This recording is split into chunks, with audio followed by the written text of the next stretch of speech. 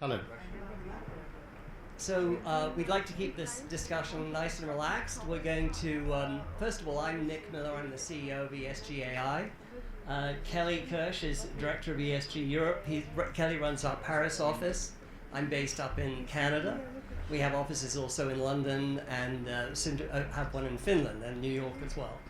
So I'll tell you a little bit about our company, a little bit of a story, and then we're going to show you something that I hope you will find interesting and engaging and thought-provoking. So our company is a SaaS fintech.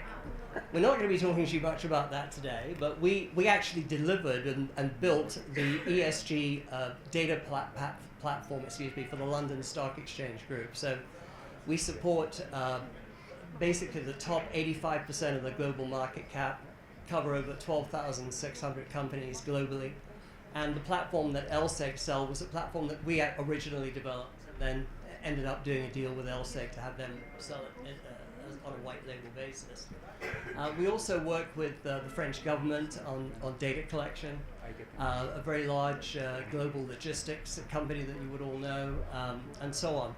So the story behind what we're going to show you today is that we're in the business of helping companies collect and analyze sustainability data. And recently we started to think, well, we really should be looking at AI. AI isn't in any of the ESG indexes right now. And as we started to look at AI, we were really shocked by what we found, quite frankly. So we set about to build a platform to actually analyze the impact, the climate impact, the sustainability impact of AI. And we were pretty surprised by the results. So let me ask all of you a question before we go any further. Who amongst you, have any of you thought about the impact on the environment of the AI that you use? Anyone at all? Oh, a few hands, okay, that's good. Often we get almost no hands, nobody's thought about it.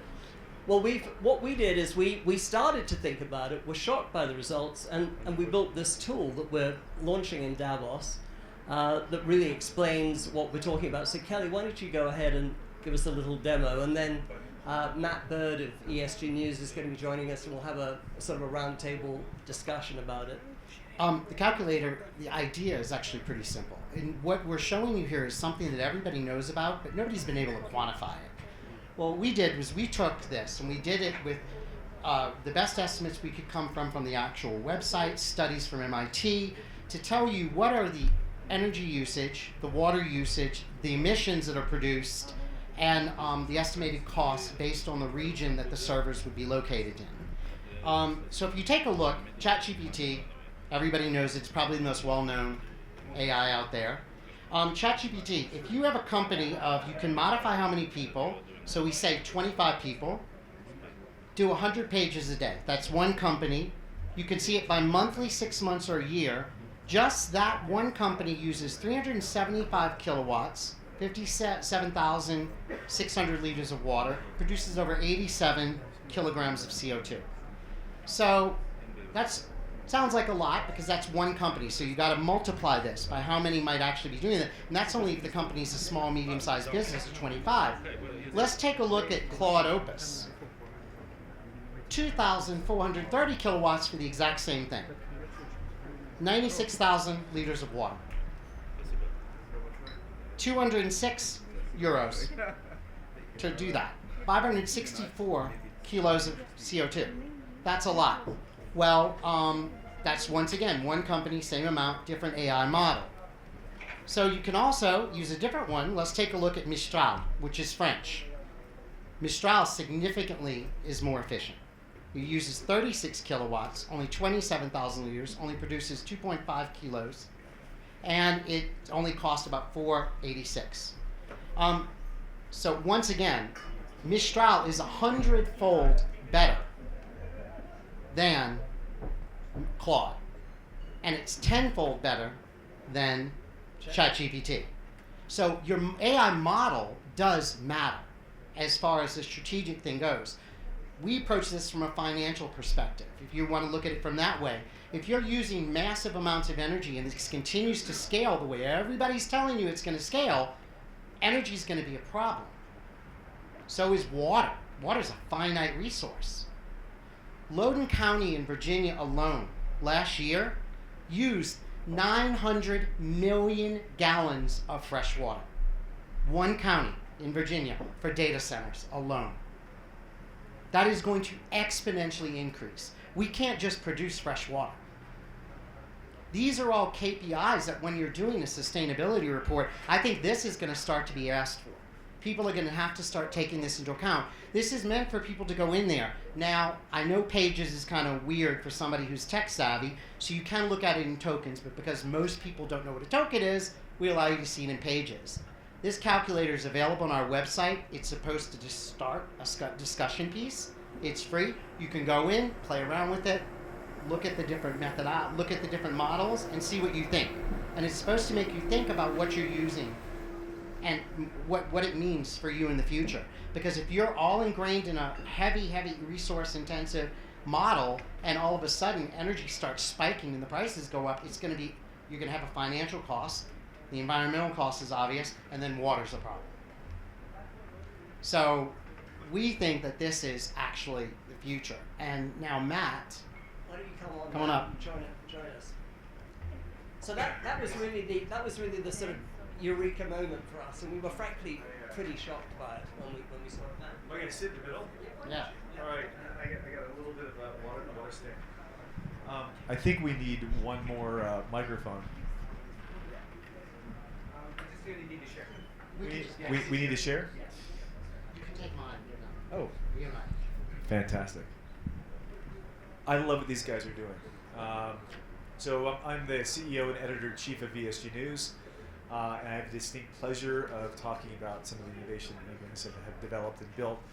I look through a slightly different lens on the ESG AI applications, and I hope we can kind of dive into some of the social aspects of what you built, not from the S in ESG, but from the application level, and distilling that down into usage. I think you just turned the microphone up. I want to talk about your rating, your ESG score rating product. Yeah. And while this might not be 100% applicable to people in this room, this segment will live on and get distributed far after this. One of the struggles that ESG and ESG ratings has always had is understanding what's inside those algorithmic boxes. Now, we know this in major headlines where Elon Musk waged war against the S&P and everybody else about his ESG rating score.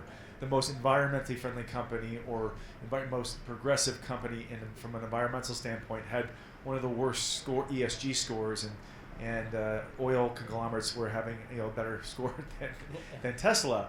How is that possible? And it raised a lot of questions on what you need to do to balance out those scores. And you guys have created an application that I find fascinating, which is kind of like a FICO score. You have your score, and then you can dive down into that score and figure out, okay, if I spend a little bit less over this period of time, how will it affect my credit score from a rating standpoint, and get into different aspects. But you've done this for ESG ratings, which is fantastic. So the question, and I'm laying the foundation so that everybody understands how important this is. Companies will have control over it. They'll be able to choose whether they want to improve their ESG and sustainability scores. And this is huge, right?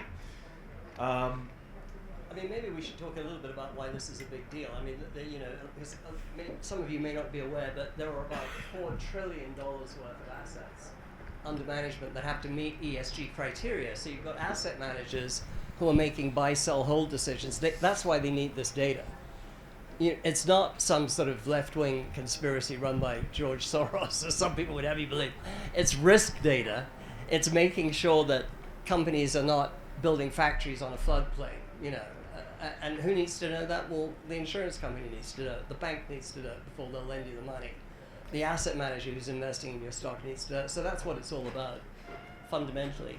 So Kelly, why don't you go to the board, maybe set up we're sort of a bit off-piste on this, but we'll just do it quick. Do like 2028, pretend we're in 2028. I want to just skip to the meat of this. So what this platform does is it first of all shows companies all of the metrics, and for in LSEG's case, they track about 160, 180 metrics for every company. Everything from how much carbon dioxide they use to, do they have a daycare program, and everything in between. So what we did is we thought, well, who needs this? Well, CSOs need it, CEOs need it, boards of directors need it. So we built this platform for those people. So the first thing that I, as a long-time CEO, thought, well, if somebody's going to ask me to spend money, I want to be able to figure out where I'm going to get the best bang for the buck. So one thing that we did was we immediately introduced something called metric impact, which nobody else on the planet can do this. We convinced LSEG to give us their scoring algorithm, which nobody else has done, built it into the platform. And because we now knew how the sausage was made, we actually know how each metric impacts on the score, we can actually go ahead and derive an impact factor for each of the metrics, which means we can then sequence them by that impact factor. All that means is the one at the top makes the most difference, the one at the bottom makes the least difference. If you're going to spend a lot of money on it, you want to start with the things that are going to make the most difference. So that's something that we can do. The other thing that we discovered, just one more point, then we'll head back with this platform, was as we rolled it out, we discovered, pretty much to everybody's shock and surprise, that almost every company had enough data missing to underreport their score by at least 10%. In the case of Credit Agricole, are we looking at Credit Agricole there? Yeah. Credit Agricole's score is 20% lower than it should be because of missing data. So two things come out of that. First of all, we realized that we needed to use Agentic AI to do a much better job of collecting the data, which we're now doing. Historically, it was done manually and still to this day, every single rating provider on the planet does it manually with analysts. We're now moving to an agentic methodology to collect that data. As I say, second of all, we're enabling people to figure out, what's most important, what's least important, and we identify missing data. So, sorry, that was probably more than you wanted, but. No, it's fine. Yeah. It's fine. All right, so let's talk about application. Yeah. And what kind of feedback have you gotten so far from corporates?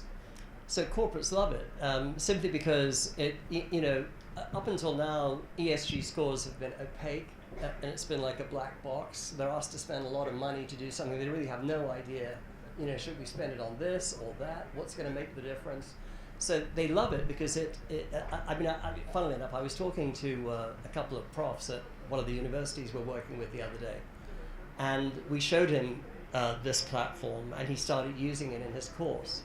And he said that when he showed it to students, they were able to immediately have the students grasp the whole concept of ESG in a single class, where it had taken them weeks to do it before. Well, the same is true in the boardroom, and with CEOs and CSOs and so on. So it really makes it a lot easier for people to understand the data.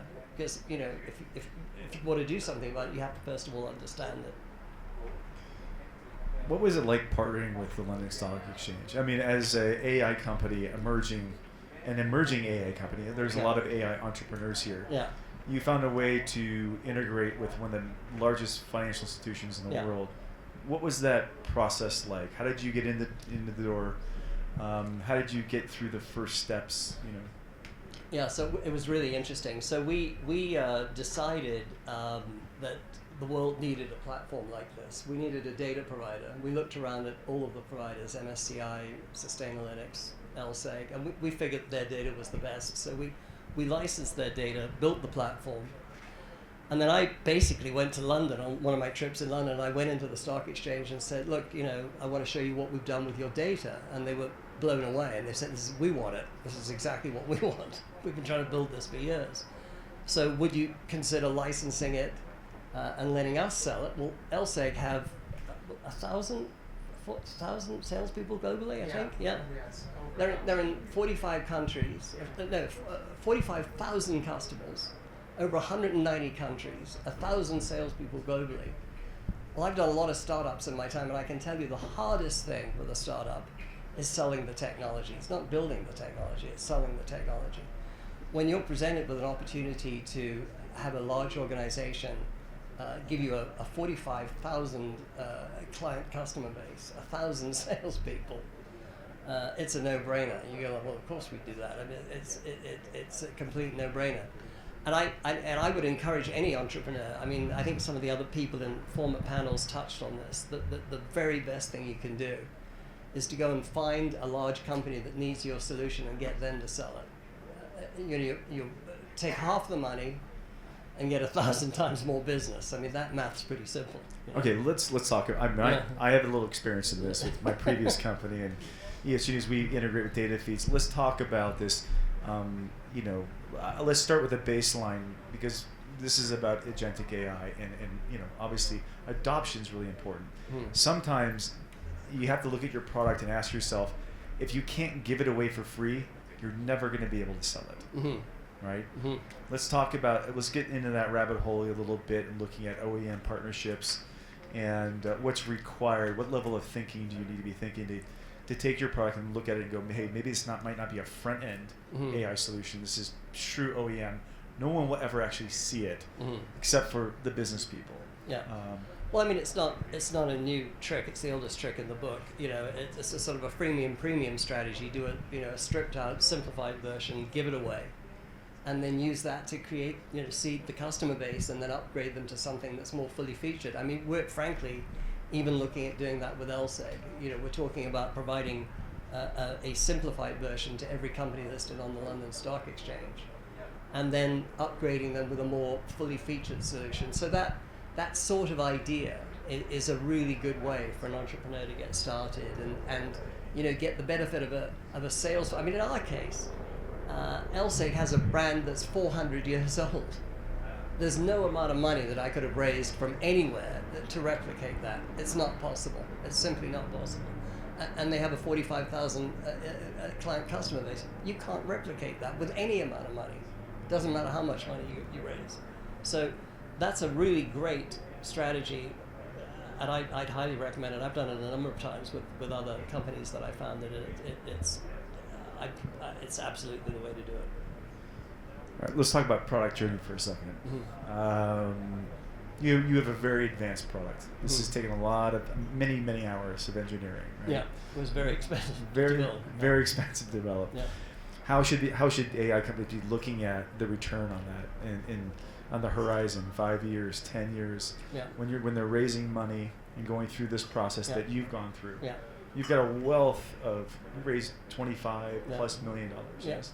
Well, so first of all, and it's really, for me, it's really, really interesting. As some of the other panelists earlier touched on this, I mean, this platform cost millions of dollars to build and took us over a year to build. We wouldn't build it that way today. With the new vibe coding techniques that have come out, we've gotten really, really good at building stuff quickly with things like Replit and Cursor. Because we know all about how to deploy in the cloud with AWS, and in France we use OVH. We're really, really good at building a prototype, turning it into a finished product, getting it deployed in the cloud so it's reliable and scalable and so on and so forth.